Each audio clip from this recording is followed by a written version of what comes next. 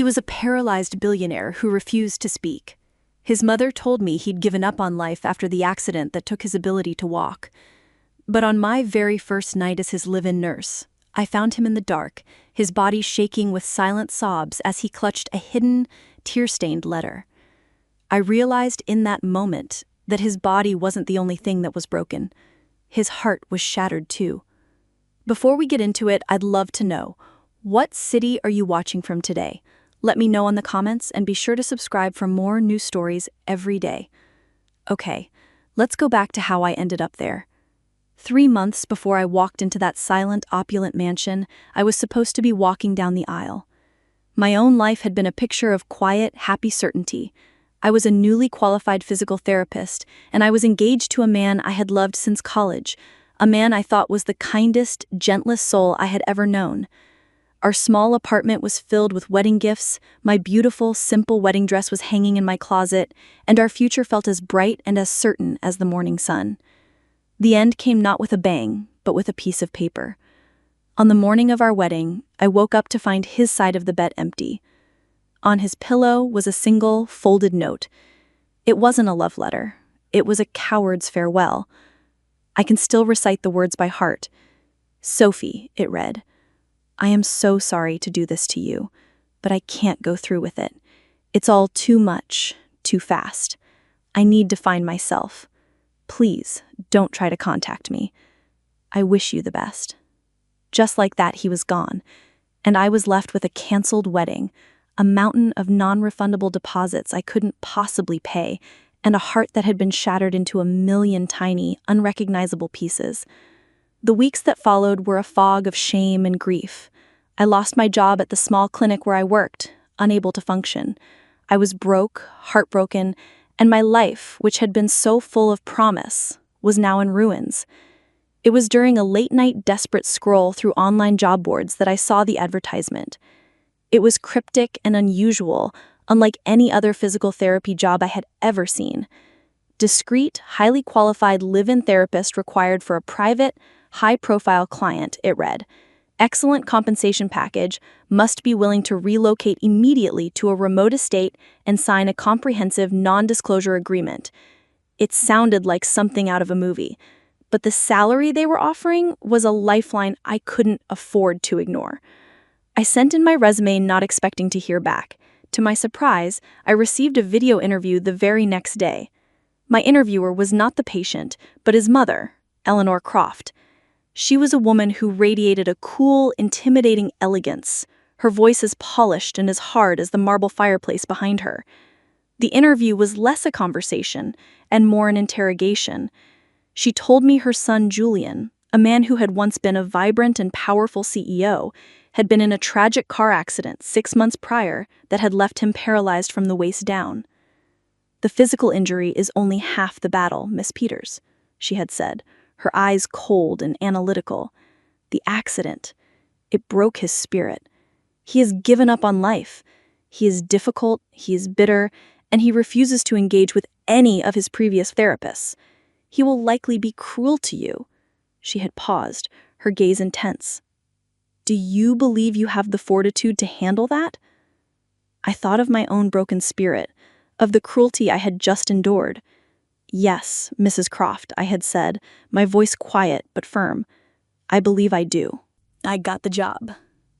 A week later, I had packed my entire life into 2 suitcases and was standing at the grand, imposing entrance of the Croft family's remote coastal estate. The house was magnificent, a modern marvel of glass and stone overlooking the ocean, but it felt cold, silent, and deeply, profoundly sad. Eleanor greeted me at the door. She laid out the rules with a chilling, clinical precision. "You are here for his physical therapy, and nothing more," she had stated. "You will not engage with him about his emotional state. You will not ask him about his life before the accident. That part of his life is a closed book. We have removed anything from the house that might upset him or remind him of what he has lost. Your job is to focus on his muscles, not his moods. Am I perfectly clear?" "Crystal clear," I had replied. My first meeting with Julian was later that afternoon in the mansion's vast, state-of-the-art therapy room. He was sitting in his wheelchair, his back to me, staring out a massive picture window at the gray, churning ocean. He was a silhouette, a man defined by his loss. He was younger than I had expected, maybe only a few years older than me. "Mr. Croft?" I had said softly. "My name is Sophie. I'm your new physical therapist." He did not turn. He did not speak. He just continued to stare out at the waves. The silence was not empty. It was hostile. A wall of grief and rage so thick I could almost feel it. His mother had told me he was broken. But as I stood there in the heavy, oppressive silence of that room, I realized broken wasn't the right word. This man was a fortress. His walls were a mile high, and I had no idea if they were there to keep the world out or to keep a terrible, all-consuming sadness locked deep inside. My first week at the Croft estate was a masterclass in silent warfare. The mansion was a beautiful, echoing prison, and Julian Croft was its sole, hostile inmate. He was not just a patient, he was a fortress of silent, bitter rage, and every single therapy session was a battle against his formidable walls. My life settled into a grueling, lonely routine. I would wake in my sterile, impersonal guest suite, the only sound the distant, mournful cry of seagulls over the ocean.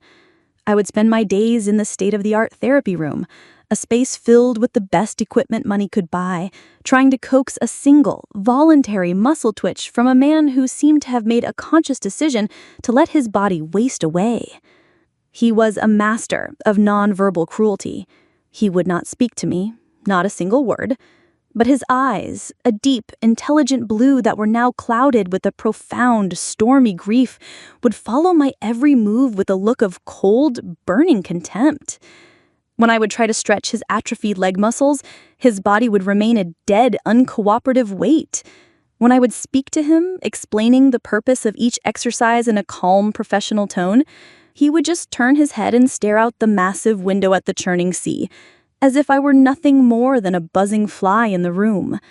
Some days, he would deliberately knock a glass of water from my hand with a flick of his wrist, his eyes daring me to react, to quit, to break.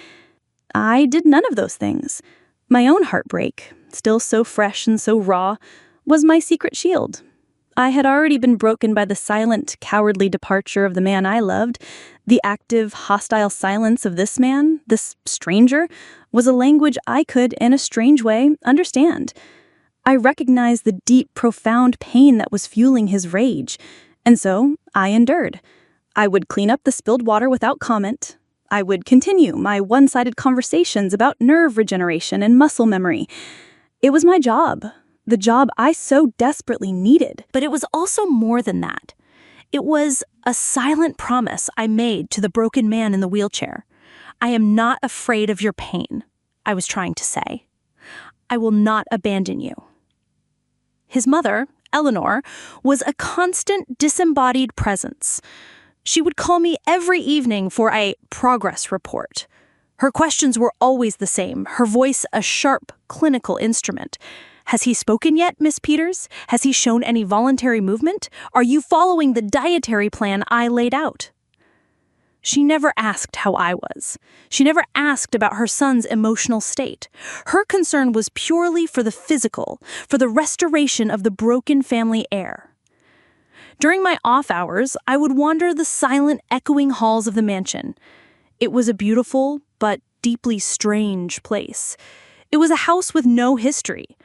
The bookshelves in the grand library were filled with antique, leather-bound books that had clearly never been opened. The walls were adorned with expensive, abstract, modern art, the kind of pieces an interior decorator chooses to match a color scheme. There were no personal photographs, no cluttered desks, no signs of a life ever having been lived here. It was the home of a man and a family who had deliberately and meticulously erased their own past. It was during one of these lonely explorations that I found the first clue. In a small, rarely used guest bedroom, tucked away at the bottom of a linen closet, I found a single, forgotten photo album that had clearly been missed in the Great Purge. The pictures were of a younger Julian, a Julian I did not recognize. He was smiling, his face full of a light and a joy that seemed impossible now. He was on a sailboat, he was hiking a mountain, he was laughing with friends. And in almost every picture, he was with a beautiful, vibrant, red-haired woman. They were a portrait of pure, uncomplicated happiness. On the last page of the album, there was a single professional engagement photo. Underneath, a date was written in neat, feminine script. A date that was just 2 weeks after his accident. There was a name, too. Amelia. So there had been someone important. Someone who had been so completely and totally erased from this house that it was as if she had never existed. The mystery of Julian's profound, all-consuming grief began to sharpen into a new, more painful focus. That night, my first Friday at the estate, I was doing a final, quiet check of the house before heading to my own room. The halls were dark, the only light the pale, silvery glow of the moon streaming through the massive windows. As I passed Julian's room, I noticed the door was ajar. I was about to close it when I heard a sound from within that made me freeze. It was a sound so quiet, so full of a pain so profound, that it was almost not a sound at all. It was the sound of a man trying and failing to choke back a sob. My professional duty, the rules Eleanor had so clearly laid out for me, told me to walk away, to respect his privacy. But my own heart, the heart that still ached with the fresh memory of my own silent, lonely tears, would not let me. I pushed the door open just a crack, my own heart pounding in my chest. And what I saw in the moonlit room was not a bitter, angry billionaire wallowing in self-pity. It was a man drowning in a grief so profound, so naked, and so familiar that it felt like I was looking in a mirror. He was in his wheelchair by the window, his back to me, his shoulders shaking with silent, racking sobs, and in his hand, clutched with a white-knuckled grip, was a single, worn and tear-stained letter. The story of his broken spirit, I knew with a sudden, absolute certainty, was not in his legs. It was in that piece of paper. I stood in the darkened doorway of Julian's room, my body frozen, my breath caught in my throat. The sound of his choked, silent sob was a magnet, pulling me forward against all of my professional training, against the cold, clear instructions of his mother. I was supposed to be his physical therapist. I was supposed to be a detached professional. But I was also a woman whose own heart was a fresh, open wound, and the sound of his grief was a language my soul understood with a terrible, instinctual clarity. I pushed the door open a little further and stepped inside. The room was vast and beautiful, with a wall of glass that looked out onto the dark, churning expanse of the ocean, the moonlight painting a shimmering, silver path on the waves. He was in his wheelchair, not in bed, his back to me, his shoulders shaking with the force of the grief he was trying so desperately to suppress. The worn, tear-stained letter was clutched in his right hand. He must have heard me, a subtle shift in the air, because his body went rigid. He quickly, clumsily tried to shove the letter into the pocket of his robe, his face hardening into the familiar, hostile mask he wore like a suit of armor. "Get out!" he hissed, his voice a low, ragged thing. He didn't turn to look at me. "I don't need a babysitter. Get out!" The old Sophie, the one from 3 months ago, would have fled. She would have stammered an apology and retreated, cowed by his anger. But I was not that woman anymore. Heartbreak had burned away my fear of confrontation. I had already lost everything. What more was there to be afraid of? I didn't leave. Instead, I walked slowly, quietly into the room and stood a few feet behind him. "It hurts, doesn't it?" I said, my voice a soft, quiet thing in the cavernous room. He flinched as if I had struck him. "You don't know anything about it," he snarled, his head still turned towards the window. "No, I don't know about the accident," I said, my voice still gentle. "I don't know what it's like to be in this chair, but I know what that is." I nodded towards the pocket where he had hidden the letter. "I know what it feels like to hold a piece of paper that contains the end of your entire world. I know what it feels like to have the person you thought you would spend the rest of your life with, the person who was your entire future, decide that you are not worth the effort." He was silent. The hostile energy coming off him began to waver, replaced with a tense, listening stillness. I took a deep breath, and I told him my own secret, the one I had not spoken aloud to another living soul.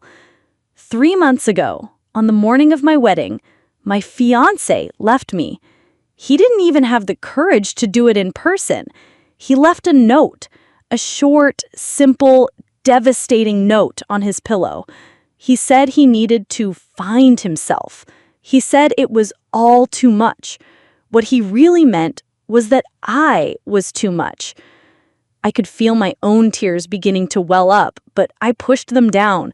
"So, you're right," I said, my voice shaking only slightly. "I don't know your pain, but I know pain. I know what it is to be broken. And what you're feeling right now, it is not something you can just ignore. It is not something you can hide from." He was silent for a long, long time. The only sound was the distant, rhythmic crash of the waves on the shore below. Finally, slowly, he turned his wheelchair to face me.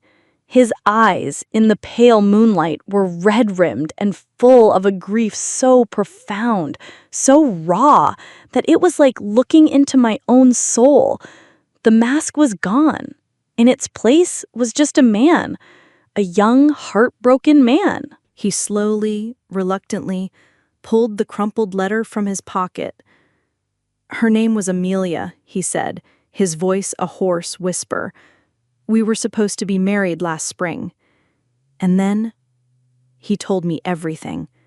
He spoke of a life that had been so completely and totally erased from this house, a life full of love and laughter and plans. He spoke of the accident, a drunk driver who had run a red light, the terrifying squeal of tires, the sudden, violent darkness. He spoke of waking up in a hospital, the sterile white ceiling, the doctor's grave face, the moment he had tried to move his legs and had felt nothing.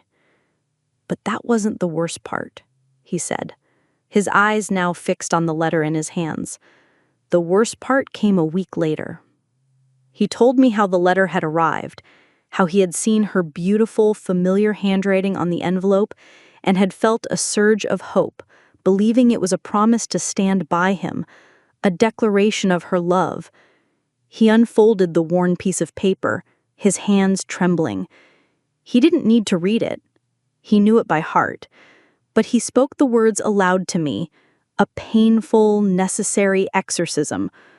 "My dearest Julian," he recited, his voice a monotone of remembered pain, "I will always love the man you were, the man who sailed with me, who climbed mountains with me. But I cannot be the woman who spends the rest of her life pushing a wheelchair. I am not strong enough for that. This is not the life I signed up for. Please try to understand. I have to let you go. Goodbye, Amelia." He finished, his breath a ragged, shuddering thing. "The man I was," he whispered, the words full of a self-loathing that was almost unbearable. "She loved a man who could walk, and that man was gone." He then told me what his mother, Eleanor, had done. In her own misguided, controlling way, She had tried to protect him. She had found him in his hospital room, destroyed by the letter, and she had taken it. She had then systematically purged his life of every trace of Amelia, every photograph, every gift, every memory. She had forbidden the staff, the doctors, his own friends from ever speaking Amelia's name again. "You must forget her," his mother had commanded. "Your future is about your recovery, not about the past." She thought if I couldn't see her, if I couldn't hear her name, that I would forget her. But all she did was trap me in a silent room with Amelia's ghost. I couldn't grieve. I couldn't heal. There was just this.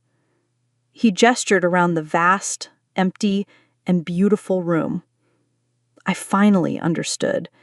The anger, the bitterness, the silent, hostile rage. It wasn't about the chair. It was about the letter. It was about the heartbreak. He had been drowning in a grief his own family had refused to acknowledge. A new, unspoken contract was signed between us in that moonlit room. I was not just his physical therapist anymore. I had been hired to heal his body. But I knew now that my real job, the far more difficult and far more important job, was to help him heal his broken heart. And in doing so, I had the strange, terrifying, and hopeful feeling that I might just be able to find a way to start mending my own. The confession in the moonlit room changed everything. The wall of hostile silence between Julian and I had been replaced by a fragile but profound bridge of shared understanding. We were no longer just a patient and a therapist. We were two survivors of a very specific, very cruel kind of shipwreck, and we had found each other on a deserted island. I left his room that night knowing that the next day, the quiet, cold war I had been fighting against his despair was over. A new, much more dangerous war was about to begin. The next morning, the atmosphere in the therapy room was electric with a new, unspoken purpose. Julian was not just a passive participant anymore. He was my ally. He met my eyes with a look of grim determination. The physical work was still grueling, but now it was imbued with a new meaning. Every painful stretch, every difficult exercise was not just a step towards physical recovery. It was an act of rebellion against the emotional prison his family had built for him. Our conversations changed. We no longer spoke of my past, we spoke of his. I became his confidant, the first and only person to whom he could speak the name Amelia aloud. He told me about her fiery red hair, her infectious laugh, about their shared dream of sailing around the world. And as he spoke, I could see the man he had been before the accident, the man his mother had tried so hard to erase, slowly, painfully begin to reemerge. I knew, and he knew, that this fragile piece could not last. We were living on borrowed time in a bubble of truth that was bound to be burst by the arrival of his mother, Eleanor. The confrontation was inevitable. We decided it would be on our terms. It happened on a Thursday afternoon. We were in the middle of a session when Eleanor swept into the therapy room, her face a mask of cool maternal authority. She was carrying a small silver tray with a cup of herbal tea on it. "I thought you might need a break, Julian, dear," she said, her voice a symphony of condescending concern. "Sophie, you must be careful not to overexert him. His recovery is a marathon, not a sprint." Julian, who was in the middle of a difficult transfer from his chair to the parallel bars, paused. He looked at me, a silent, almost imperceptible nod. "It's time." "Thank you, Mother," he said, his voice calm, but with a new hard edge she had never heard before. "But I won't be needing the tea. There is something else we need to discuss." Eleanor's perfectly manicured eyebrows rose slightly. "Oh, and what might that be?" Julian took a deep, steadying breath. "We need to talk about Amelia," he said. The name landed in the sterile, quiet room with the force of a physical blow. Eleanor froze, the silver tray rattling slightly in her hands. The color drained from her face. "I have told you," she hissed, her voice a low, dangerous whisper. "We do not speak that name in this house. That woman is the past. She is irrelevant. Your focus needs to be on your future. How can I have a future when you have forbidden me from grieving my past? You didn't just hide her letters, Mother. You tried to erase her. You tried to erase me, the man who loved her. I did it to protect you, she cried, her voice now shrill with a desperate, self-righteous indignation. She abandoned you. She was a weak, shallow girl who could not handle adversity. She left you when you were at your lowest. I removed a source of pain from your life. I did it out of love. You call that love? Julian's laugh was a short, bitter, and heartbreaking sound. You call silencing my grief, denying my heartbreak, and treating me like a fragile child who can't handle the truth, love? You were not protecting me. You were controlling me. You were trying to manage my recovery, to mold my grief into something neat and quiet and convenient for you. He then did something I had not expected. With the strength I didn't know he possessed, he pushed himself up on the parallel bars, his arms shaking with the sheer monumental effort. He was supporting his own weight. He was standing. Eleanor gasped, her hand flying to her mouth, her eyes wide with shock. "The reason I have been in this chair, Mother," he said, his voice a raw, ragged thing. "The reason I had given up on life was not because of my legs. It was because of my heart. It was because the woman I loved told me I was a broken man, and my own mother, the person who was supposed to help me heal, decided to agree with her by hiding the evidence. You didn't just hide a letter. You hid the most important part of my story. You left me alone in the dark with a ghost." He looked at me then, his eyes full of a profound and deeply moving gratitude. "Sophie," he said, his voice softening, "she didn't run from my pain. She saw it. She acknowledged it. She shared her own. She is the one who has been healing me, not you." The words were a final, devastating blow. Eleanor stared at me, her face a ruin of shock, jealousy, and a dawning, horrified understanding. She was seeing me not as an employee, but as a rival, as the one who had succeeded where she had so spectacularly failed. The fortress of her control, the one she had so carefully constructed around her son, had been breached, and I, the quiet, heartbroken woman she had hired, was the one who had just handed her son the key. Without another word, she placed the silver tray on a nearby table, turned, and walked out of the room, her proud, rigid posture the only thing she had left. The door closed behind her, leaving Julian, me, and the raw, painful, and finally spoken truth behind in the quiet, sunlit room. The battle was over. The hard work of healing could now truly begin. In the deafening silence that followed my mother-in-law Eleanor's departure from the therapy room, Julian remained standing, his arms trembling with the sheer, monumental effort. He was not just supporting his own physical weight on the parallel bars, he was supporting the weight of a lifetime of unspoken grief, a burden he had finally, bravely chosen to confront. After a long, shuddering moment, his strength gave out, and he sagged back into my arms. I carefully, gently helped him back into the safety of his wheelchair. He was utterly and completely exhausted. But as I looked at his face, I saw something in his eyes that had not been there before. The cold, hard wall of his bitterness was gone. In its place was a flicker, a tiny, fragile, and infinitely precious flicker of hope. The confrontation with his mother was the earthquake that shattered the foundations of their family dynamic. Eleanor, for the first time, had been stripped of her power, her misguided attempts at protection exposed as the controlling, silencing force they truly were. She did not apologize, not in words. Her pride was too deeply entrenched for that. But her actions changed. She retreated. She stopped her daily inspections of our therapy sessions. She stopped her constant, hovering presence. She gave her son, for the first time since his accident, the one thing he so desperately needed: space. And in that space, we began the real work. Our days settled into a new rhythm. one of intense, focused, and collaborative effort. The therapy room was no longer a battlefield. It was our sanctuary.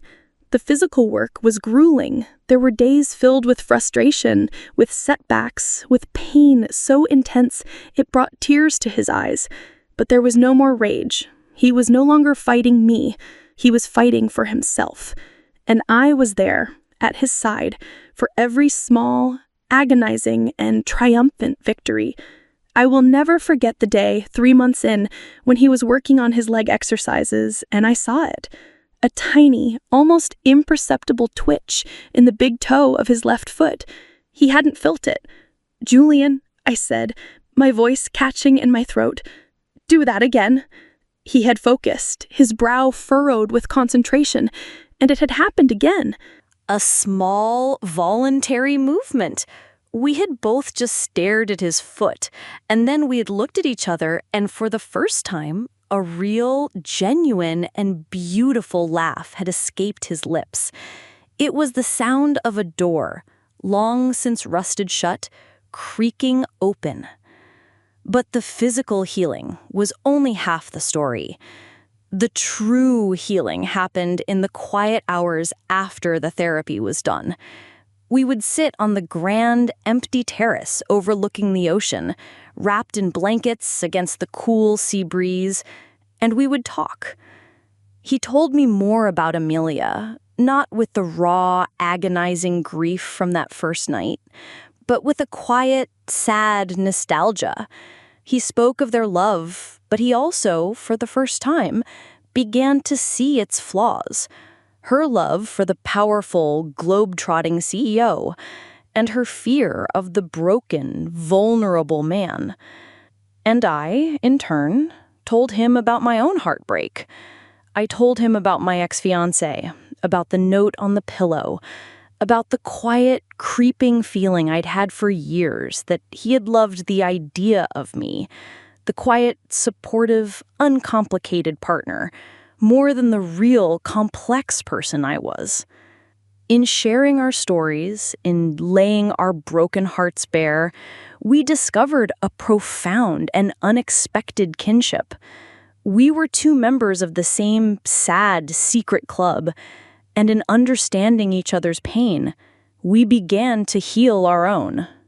One evening I found him in the library, a room he had always avoided. He had a large cardboard box on his lap. It was filled with the photo albums and mementos of his life with Amelia, the ones his mother had hidden away. We went through them together, one by one. He told me the story behind each photograph, and when we were done, he had closed the box. "Thank you," he had said, his voice quiet but steady. I think I can finally put this away now." It was not an act of forgetting. It was an act of acceptance. My own moment of closure came in the form of an email. My ex-fiancé, after a year of complete silence, had written to me. It was a long, rambling message full of apologies, of regrets, of how he had made a terrible mistake. A year ago, that email would have been a lifeline.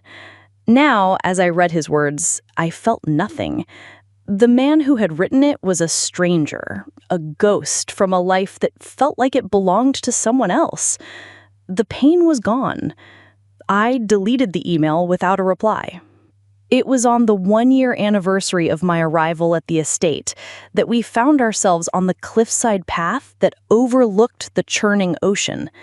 The path was uneven, a challenge for anyone. Julian was not in his wheelchair. He stood beside me, his body supported by 2 sleek carbon fiber crutches, his legs encased in modern supportive braces. He was standing on his own 2 feet. "A year ago," he said, his voice full of a quiet wonder as he looked out at the horizon, "it felt like it was on another planet, a place I would never, ever reach again." He turned to me, his eyes now so clear and so full of life, meeting mine. "Thank you, Sophie. he said, his voice thick with an emotion that was more than just gratitude. "You didn't just teach me how to walk again. You taught me how to live again." I looked at him, at this strong, resilient, and beautiful man who had fought his way back from the deepest, darkest abyss. I thought of the heartbroken, jilted woman who had arrived at his door a year ago, my own life in ruins. My vindication was not in a moment of revenge. It was not in proving my ex-fiancé wrong. It was in this quiet, powerful moment of shared triumph. We had taken the shattered pieces of our own broken hearts, and we had together used them to mend each other. "I think," he said, a slow, tentative smile spreading across his face, "that it's time for me to learn how to take a woman out on a proper date again." He looked at me, his gaze full of a new, hopeful question. And I was wondering if my physical therapist might be free this Friday night. And as I looked back at him, I realized my own healing was also complete. I smiled, a real, genuine, and incandescently happy smile. "I would love that," I said. "I would love that very much." An absolutely beautiful and moving story about how the deepest heartbreaks can sometimes lead to the most profound healing. What do you think the future holds for Sophie and Julian? Let us know your thoughts in the comments below. If you were touched by this incredible story of rebuilding trust, please show your support by hitting that like button and be sure to subscribe for more powerful and emotional stories every day. Don't forget to click the notification bell so you never miss an upload. Thanks for watching, and we'll see you in the next one.